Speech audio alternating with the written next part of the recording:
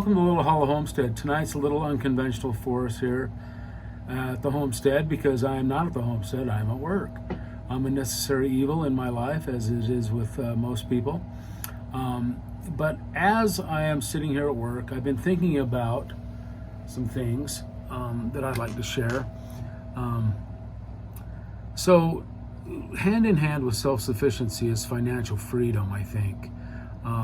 Part of the reasons we do what we do, and we raise chickens, we raise pigs, and we grow vegetables, is so we don't have to buy those products at the store. Plus, the feeling we get when we raise our own food, it's very satisfying. So, hand in hand with self-sufficiency and growing your own food and producing your own meat and eggs and produce and everything you do to try and become self-sufficient, provide for yourselves and your family. I think right along with that, I think it's just as important to be self-sufficiently financially free. So let me explain that. To me, debt is a necessary evil in this world. I mean, especially when you buy a home.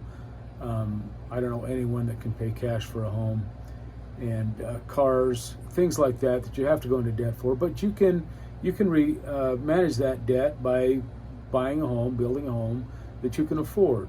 It doesn't have to be fancy, gold-plated faucets, and keep it within something that you can afford. Same thing goes with vehicles. If you've got a vehicle that gets you from A to B, runs great, maybe isn't the shiniest or the nicest car on the freeway, but it gets you where you need to go.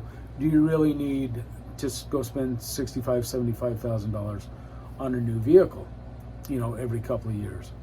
In my mind, I don't think you need to do that.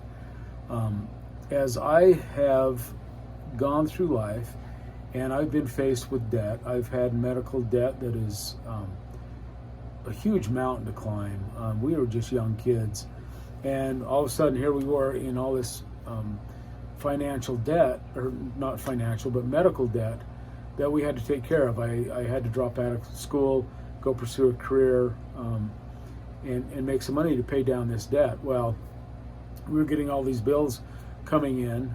Luckily, everything turned out great, and the medical help we received, was wonderful. We got a great little boy out of the deal, and I couldn't be happier with the way things turned out.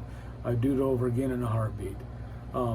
But like I say, we were faced with this challenge. So the challenge, as we were facing it, I was given advice: take that smallest bill that you've got, pay it down. Pay as much as you can towards that, get rid of that one, then move on to the next, and slowly erase that debt. So I've adopted that principle throughout my life. So no matter what it is, if you do go into debt for a vehicle or your home or whatever you've got that's a necessity, I do not advise going into debt for vacations or going into debt for voluntary must-haves, the latest and greatest fashion trends, a boat, a camp trailer, four-wheelers, side-by-sides, jet skis. I mean, we all want those things. Everybody, would love to just go buy those. But to go into debt for them is not something I was willing to do. So I've kind of adopted that principle. Well, we're at a point in our lives now, we're preparing for retirement, we're finally debt-free again. And against the advice of our financial advisors, who we reinvested some of our 401k money with into different funds as we prepare for retirement, they suggested that our home was a great debt. It was 3% or a little over 3%. They said, oh, you need to keep that. And I've heard that advice over the years, because we've actually been debt-free once before, and foolishly got back into debt again. So even though I know these principles and tried to follow them, I still, I'm still human, and I still want, a nice home. Anyway, so as we're talking to our financial advisors this time, he said, "Oh no, keep that debt. It's good debt." And I'm like, in my mind, that didn't make sense. Good debt. There's no such thing as good debt, in my opinion. So we took some money out of our 401k without penalty, because we're over 59 and a half. We used that money, paid off our home. So in paying off our home, not only did that free us up financially, we don't have that bill rolling around every month. That anxiety that comes at the first of the month when everything's due. And it's like a little black cloud. That's how I equate debt, is a little black cloud that's constantly hovering over you, constantly putting pressure on you. You owe to off to work you go, kind of scenario, which we all have to do at some point in our life, and to some degree. But the biggest thing for me and my wife is the freedom it gives us up here. The anxiety's gone. The little black cloud has vanished. We feel like we are going into this stage of our life fully prepared to just keep putting money away so that we can retire just as early as we possibly can and start enjoying the things that we like to do, like Little Hollow Homestead, like raising more meat chickens, like expanding my laying hens, selling pork at the farmer's market, selling produce at the farmer's market, things like that, the stuff that I enjoy, going fishing. If you notice back there on my wall, it says, born to fish, forced to work. That's kind of how I view it. I want to be able to go do those things in my later years and not have to work till I'm 70 or 65 even, and go enjoy life. So that's always been my goal. It's doable. We've done it with medical debt that we were way in over our heads. We got out of that hole. We've gotten out of mortgage twice now. We've gotten out of vehicles multiple times, where we just keep pumping money, multiple payments a month if we can do it, whatever we can afford to get out of debt. So not only does that free you up financially and mentally, but it helps you prepare. It helps you build a bigger nest egg and a bigger legacy to even pass on to your kids after you're gone. In my mind, that's a big motivator for me. So to kind of sum up where my head's been these last few days, getting out of debt is doable.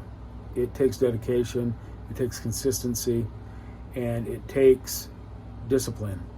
You've got to start somewhere, and you might as well start today and start getting out of debt and start living a life you want to live. So start working on it. Start disciplining yourself. Start paying yourself first. Start investing in your future a little bit. Every little bit adds up to a lot at the end. It's a hard principle to dedicate yourself to, but it's doable.